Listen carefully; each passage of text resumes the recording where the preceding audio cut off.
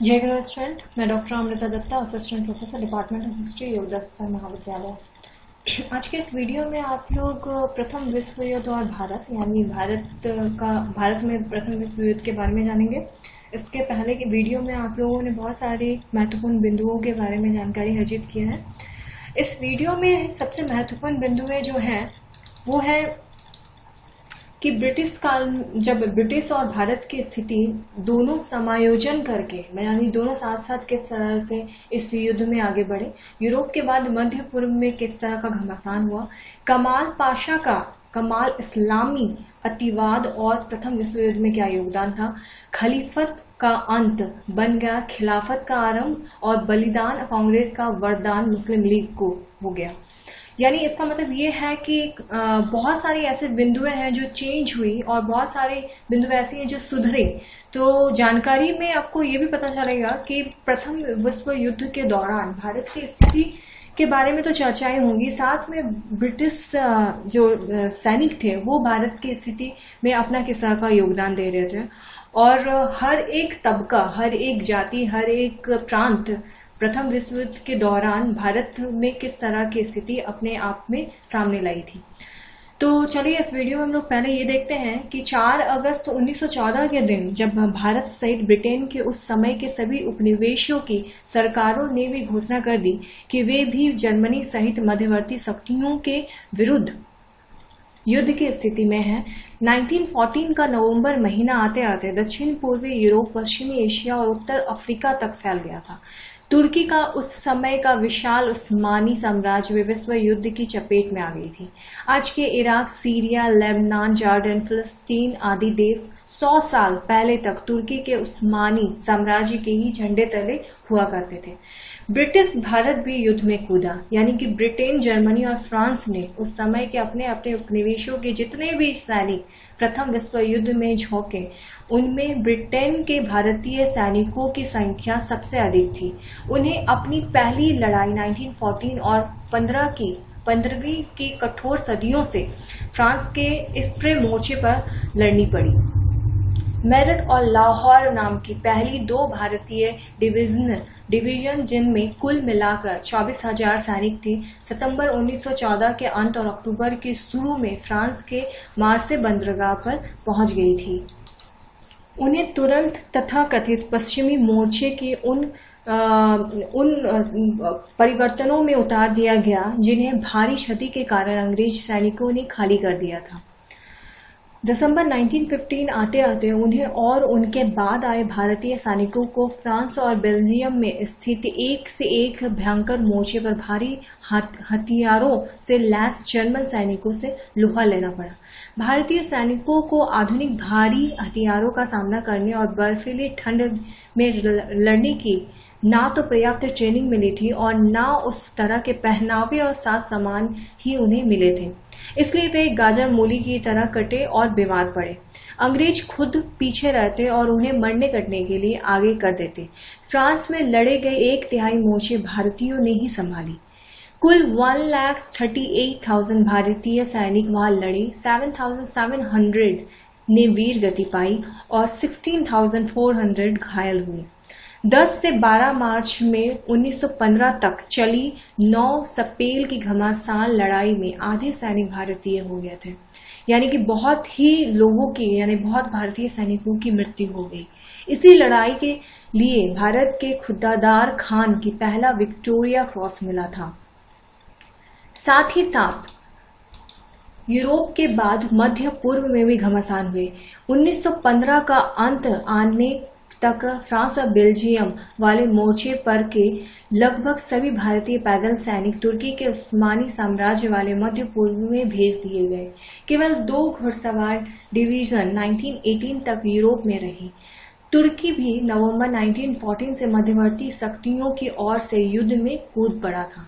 मध्य पूर्व के अरब देशों में यूरोप जैसी ठंड नहीं पड़ती, वे भारत से बहुत दूर भी नहीं थे, इसलिए भारत से वहां रसद पहुंचाना भी आसान था। यूरोप के बाद तुर्की का उस्मानी साम्राज्य मुख्य रणभूमि बन गया था। कुल मिला के बहुत सारे भारतीय सैनिक और असैनिक कर्मी वहां के विभिन्न मोर्चों पर भेजे गए।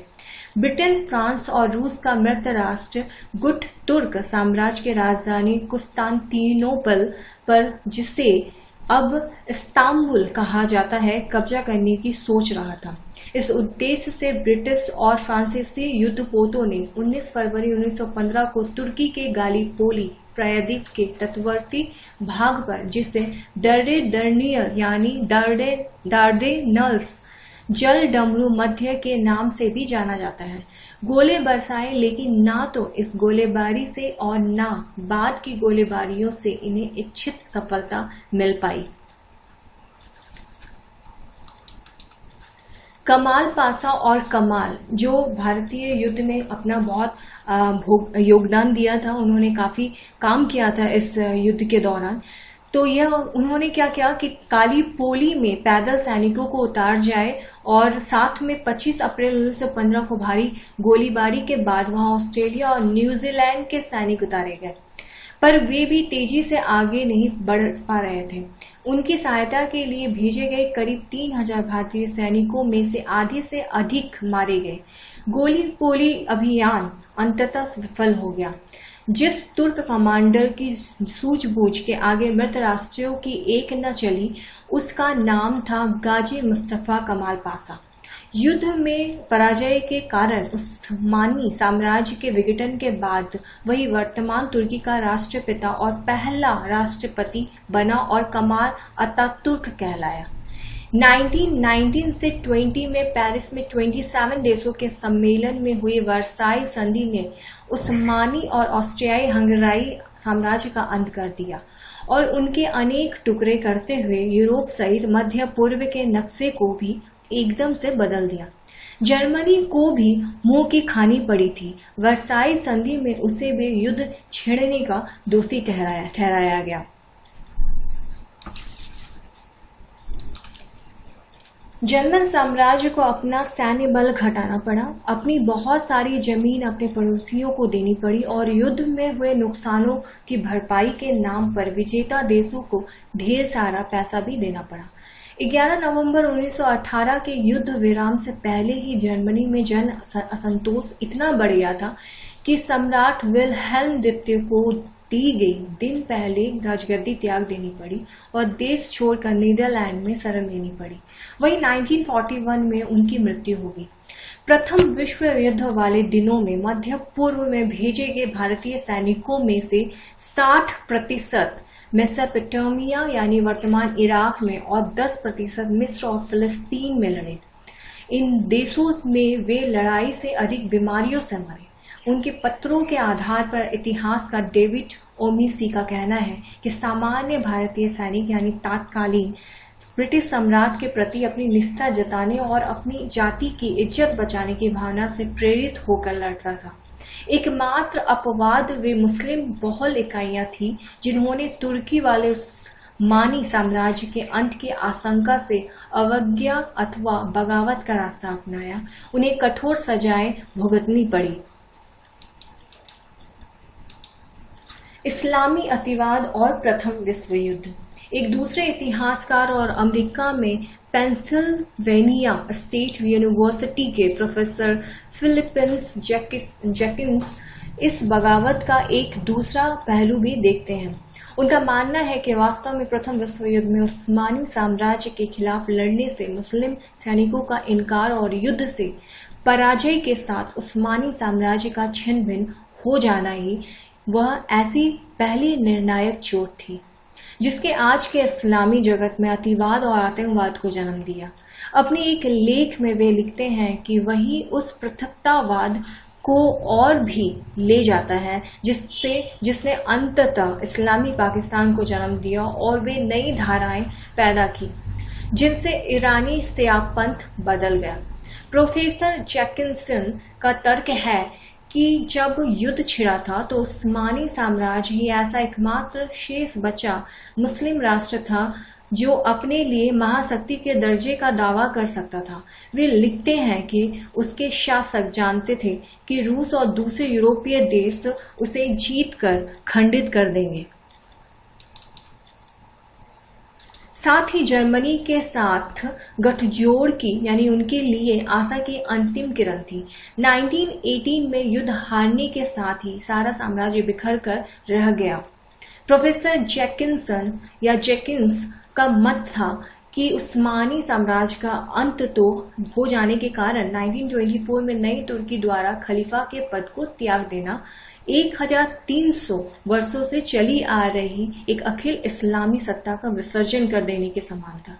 इनके शब्दों में इसने एक ऐसा आघात पीछे छोड़ा जिससे इस्लामी दुनिया आज तक उबर नहीं पाई। खलीफा का अंत बन गया खिलाफत का आरंभ।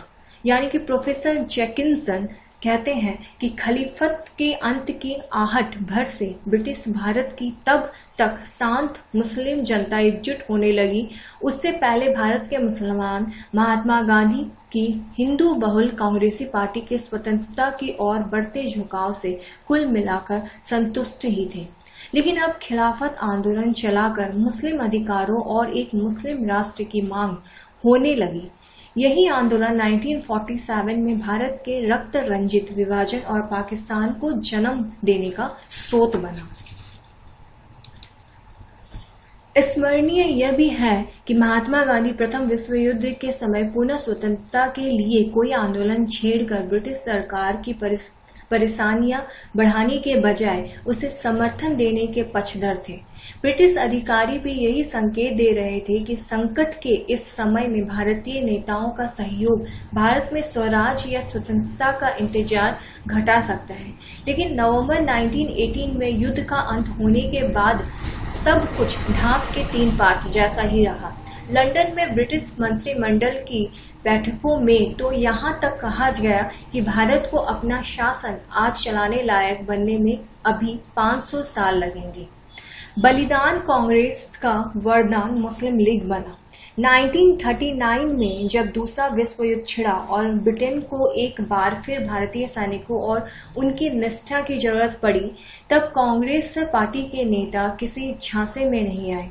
1942 में गांधी ने नारा दिया अंग्रेजों भारत छोड़ो, लेकिन मोहम्मद अली जिन्ना के मुस्लिम लीग ने इस शर्त पर ब्रिटेन को समर्थन देना मान लिया कि बदले में पाकिस्तान जरूर मिलेगा।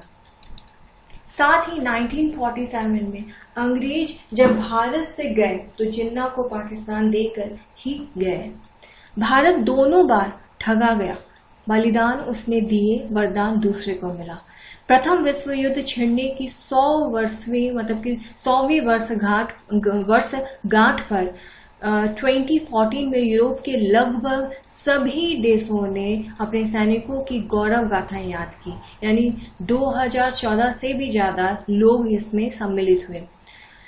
यदि किसी देश ने इसकी जरूरत नहीं समझी तो यह था कि भारत, जिसके लाखों सैनिक युद्ध में लड़े थे और हजारों वीर गति को प्राप्त हुए थे, जिनका अपना देश उन्हें भुला देता है, उन्हें पराये देश वाले भला क्यों याद करने लगे। भारत के वे अभागे सैनिक भी दोनों तरफ से ठगे गए। ना भारत उन्हें याद करता है और ना पश्चिमी देश। पश्चिमी में शायद ही कोई जानता है कि प्रथम विश्व युद्ध में पश्चिमी देशों की विजय के लिए भारत के भी 15 लाख सैनिक लड़े थे और मरे थे।